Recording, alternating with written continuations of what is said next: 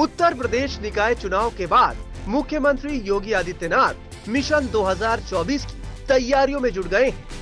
हाल ही में यूपी में हुए नगर निकाय चुनाव में बीजेपी ने सभी 17 नगर निगमों में जीत हासिल कर नया रिकॉर्ड अपने नाम कर लिया। वहीं इस बम्पर जीत के साथ यूपी में अब डबल नहीं बल्कि ट्रिपल इंजन की सरकार बन गई है। यानी मेयर भी बीजेपी के, सूबे में भी बीजेपी की सरकार और केंद्र में भी बीजेपी की सरकार। निकाय चुनाव में हुई बीजेपी की बड़ी जीत से पार्टी कार्यकर्ता काफी उत्साहित। मुख्यमंत्री योगी आदित्यनाथ ने नगर निकाय चुनाव में जीते सभी निर्वाचित मेयर से फोन पर बात की और उन्हें बधाई दी। एक एक कर योगी ने सभी 17 महापौर से फोन पर बात करके उनकी प्राथमिकताओं के बारे में जाना, साथ ही शहरों के विकास के रोड मैप पर चर्चा की। सभी 17 निगमों पर बीजेपी की जीत पर सीएम योगी ने कहा कि जीत सरकार और संगठन के बीच बेहतर समन्वय का परिणाम है।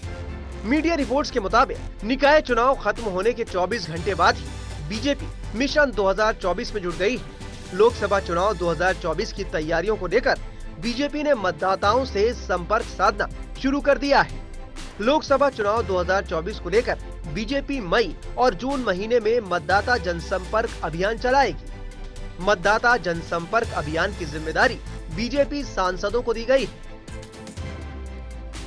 इस मतदाता जनसंपर्क अभियान के तहत बीजेपी सांसद मतदाताओं के घर घर जाएंगे, मतदाताओं से संवाद स्थापित करेंगे। बीजेपी सांसद लोगों की समस्याओं को जानेंगे, पीएम मोदी और सीएम योगी सरकार की उपलब्धियों के बारे में लोगों को बताएंगे।